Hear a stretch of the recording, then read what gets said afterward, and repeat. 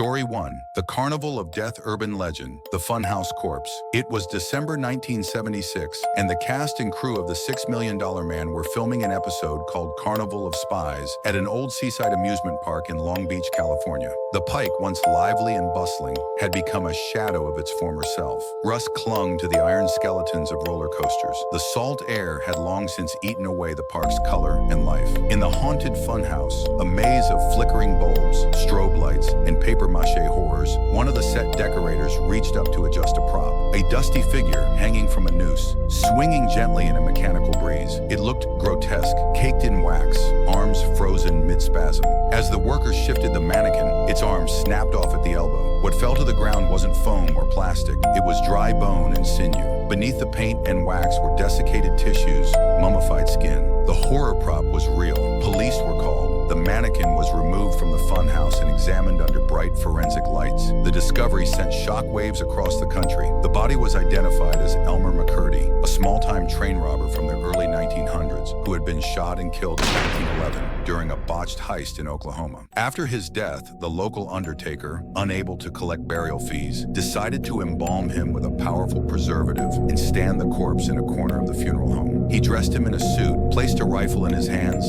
and charged visitors to see the embalmed bandit. Then came the grift. A man claiming to be McCurdy's brother showed up to claim the body, but he was actually a carnival promoter. Elmer's body was taken on the road, billed as the outlaw who wouldn't give up, and began a macabre career on the sideshow circuit. For over 60 years, his remains traveled from one attraction to another. He was displayed at county fairs, in wax museums, in dime store oddities exhibits. By the time he ended up in Long Beach, hanging in the funhouse, his identity had been forgotten. Layers of paint and chemicals had left him looking more like a Halloween prop than a corpse. It was only when the arm broke off that the illusion shattered. When Elmer was finally returned to Oklahoma, he was buried in a grave covered with 2 feet of concrete, not to honor him, but to make sure no one could dig him up and put him back on the road. What makes this story truly disturbing is not just the fate of Elmer McCurdy, but what it says about us. For decades, crowds had laughed, pointed, posed for photos, never realizing they were inches away from a real human being, long forgotten and paraded for profit. The carnival promised thrills and chills, but no one knew the horror was real.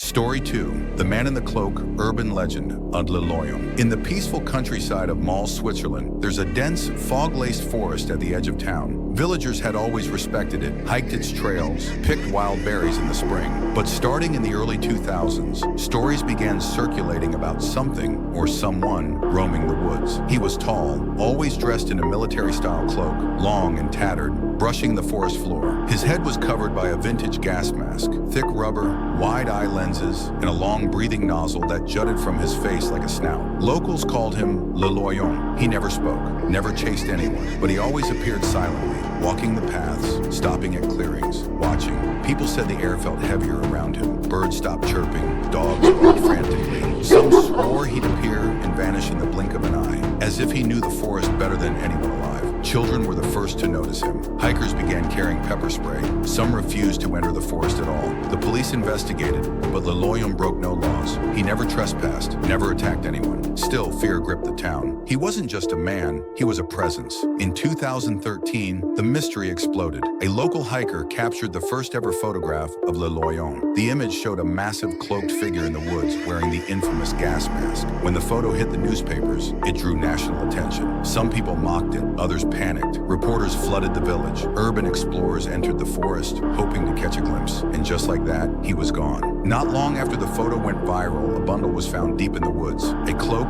boots, and the gas mask, neatly folded and placed on a stone altar-like slab. Alongside them, a hand-scrawled letter titled, "The Death of Loyon." It wasn't signed, but in it, the writer explained that the woods had been a sanctuary, a place to escape the noise and cruelty of the outside world. But the exposure, the photo, the ridicule, had shattered that peace. The writer declared that Loyon, the persona, was dead, that the forest no longer welcomed him. No body was ever found. Theories abound. Some say Loyon was a mentally ill war veteran. Others believe he was someone suffering from body dysmorphia, hiding behind the mask. Still more believe he was a ghost or something far older, attached to the land. Even today, hikers report strange sightings. A figure in the mist, the crunch of boots on dry leaves, a faint hiss like air escaping a gas mask. In Mals, the woods are still alive, and Loyon may not be done walking.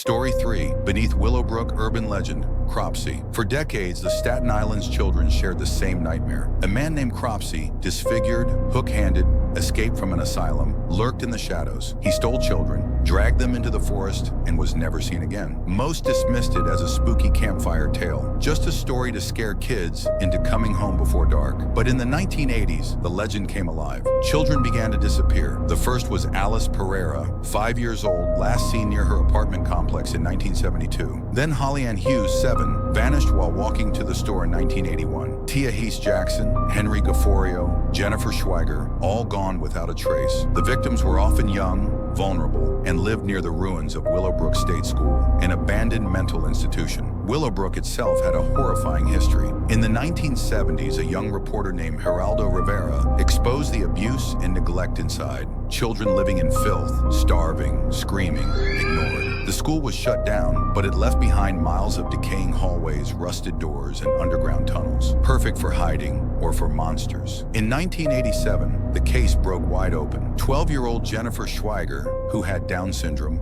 went missing. A month later, her body was found buried in a shallow grave on the grounds of Willowbrook. Police arrested Andre Rand, a drifter and former Willowbrook employee with a long criminal history. He had already been arrested for kidnapping and was known to camp in the woods around the school. During interrogation, Rand offered nothing, but as authorities dug deeper, they uncovered terrifying links. Witnesses placed him near the scenes of other disappearances. Some claimed he lured children with ice cream or rides. Others suggested he wasn't working alone, that a cult operated beneath Willowbrook, performing rituals in the tunnels. Rand was convicted of kidnapping and sentenced to 25 years to life, but no other children were ever found. The Cropsey legend had become real, and somehow, the real story was even worse. Today, the name Cropsey is still spoken in whispers. Some believe Andre Rand was just a scapegoat, that he may have committed crimes, but others were involved, that the tunnels beneath Willowbrook still hide secrets. There are reports of candles burning in the dark, of animal bones arranged in circles, of chanting in the distance. Explorers claim to feel followed, watched, because maybe Cropsey isn't just one man. Maybe he's the echo of every child lost,